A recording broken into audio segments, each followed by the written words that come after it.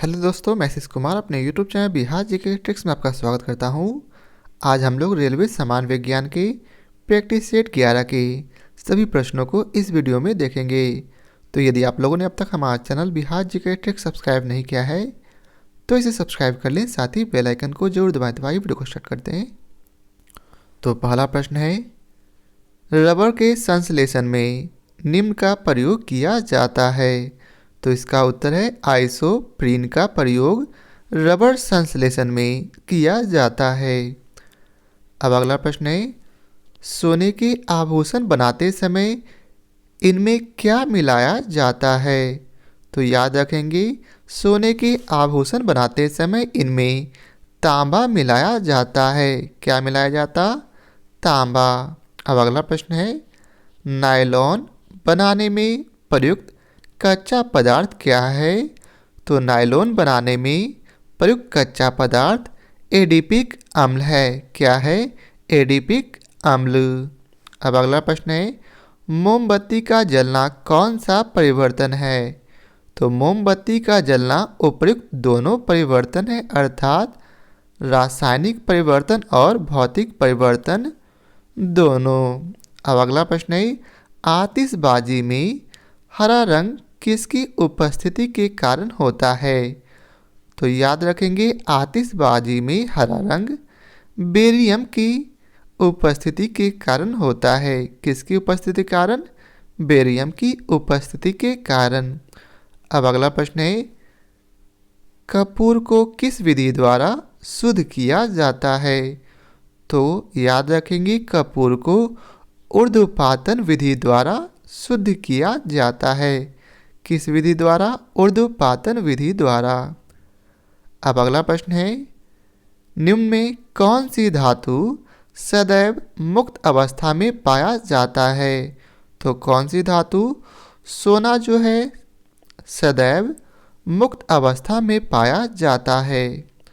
अब अगला प्रश्न है, पुराने तैल चित्रों के रंगों को फिर से उभारने में किसका काम लिया जाता है। तो किसका काम लिया जाता? तो इसका उत्तर है बी, हाइड्रोजन परऑक्साइड का। किसका? हाइड्रोजन परऑक्साइड का। अब अगला प्रश्न है, निम्न में कौन सा तत्व सभी रंगीन यौगिक बनाता है। तो कौन सा तत्व क्रोमियम जो है सभी रंगीन यौगिक तत्व बनाता है। अब अगला प्रश्न है, सबसे हल्का तत्व कौन सा है। तो सबसे हल्का तत्व हाइड्रोजन है। कौन है? हाइड्रोजन। अब अगला प्रश्न है, सोना किस अम्ल में घुल जाता है। सोना जो है अम्ल राज में घुल जाता है। किसमें? अम्ल राज में। अब अगला प्रश्न है, दिया सलाई में प्रयुक्त होता है कौन। तो दिया सलाई में लाल फास्फोरस प्रयुक्त होता है। कौन होता? लाल फास्फोरस। अब अगला प्रश्न है, युद्ध में प्रयोग की जाने वाली गैस ल्यूसाइट किससे बनाई जाती है। तो किससे बनाई जाती? तो इसका उत्तर है एसीटिलीन से। किससे? एसीटिलीन से। अब अगला प्रश्न है, लार में पाया जाने वाला एंजाइम जो कि स्टार्च को ग्लूकोज में परिवर्तित करता है, कौन करता? तो इसका उत्तर है टाइलिन। ठीक है, तो याद रखेंगे, टाइलिन जो है कहाँ पाया जाता? तो लार में। और इसका क्या काम है?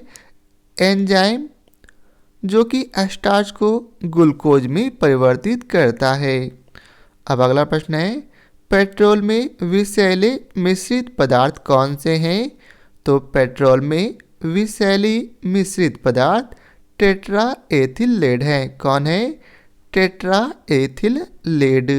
अब अगला प्रश्न है, शुष्क धुलाई में काम आता है कौन। तो शुष्क धुलाई में बेंजीन काम में आता है। कौन काम में आता? बेंजीन। अब अगला प्रश्न है, दवा बनाने के काम आता है कौन। तो दवा बनाने के काम बेंजोइक अम्ल आता है। कौन आता? बेंजोइक अम्ल। अब अगला प्रश्न है, सबसे अधिक संख्या में किस तत्व के यौगिक हैं? तो सबसे अधिक संख्या में कार्बन के यौगिक हैं। किसके? तो कार्बन के।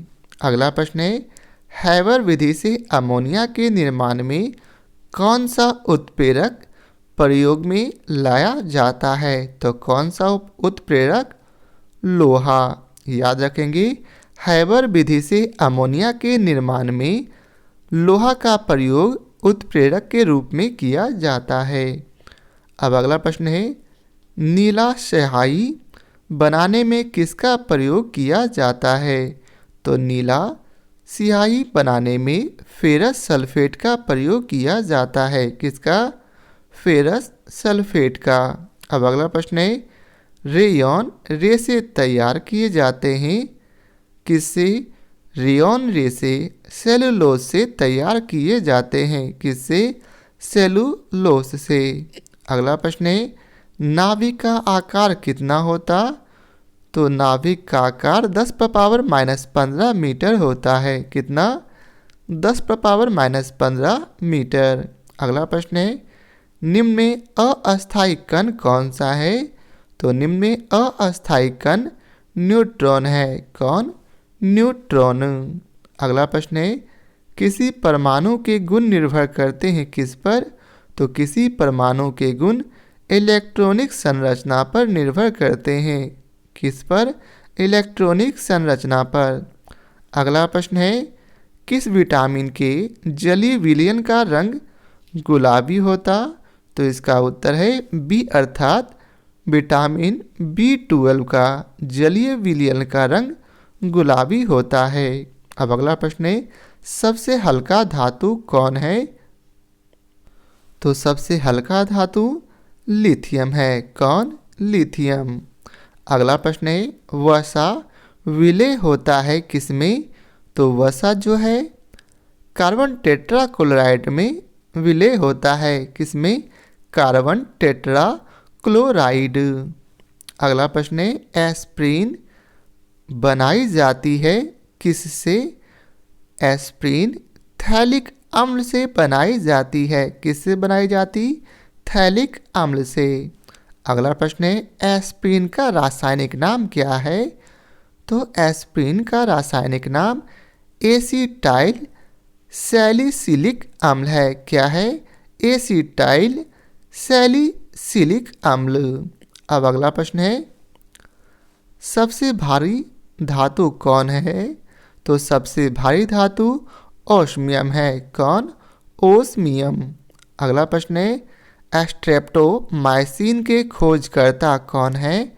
स्ट्रेप्टोमाइसिन के खोजकर्ता वॉक्समैन है। कौन है? वॉक्समैन। अगला प्रश्न है, जल का शुद्धिकरण किया जाता है किसके द्वारा?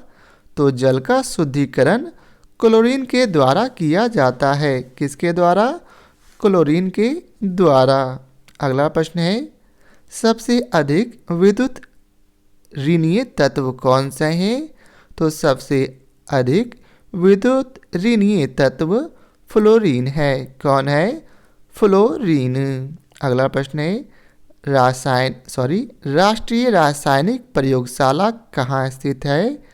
तो राष्ट्रीय रासायनिक प्रयोगशाला पुणे में स्थित है। कहाँ? पुणे में। अगला प्रश्न है, फ्रीऑन का रासायनिक नाम क्या है? तो फ्रीऑन का रासायनिक नाम क्लोरोफ्लोरोकार्बन है। क्या है? क्लोरोफ्लोरोकार्बन। अगला प्रश्न है, टेफ्लॉन किसका बहुलक है? तो टेफ्लॉन टेट्राफ्लोरोएथिलीन का। किसका? टेट्राफ्लोरोएथिलीन का। अगला प्रश्न है, संश्लेषित रेशा है कौन? तो संश्लेषित रेशा रेयॉन है। कौन है? रेयॉन। अगला प्रश्न है, कांच पर लिखने के लिए किस अम्ल का प्रयोग किया जाता? तो कांच पर लिखने के लिए हाइड्रोजन क्लोराइड अम्ल का प्रयोग किया जाता है। किसका? हाइड्रोजन क्लोराइड का। तो यह था प्रैक्टिस सेट 11 का आखिरी प्रश्न। आशा करता हूँ आप लोगों को हमारा यह वीडियो पसंद आया हो। यदि आप लोगों को हमारा यह वीडियो पसंद आया हो तो लाइक और शेयर जरूर करें। फिर मिलते हैं नए प्रैक्टिस सेट के साथ। तो आज के लिए बहुत बहुत धन्यवाद।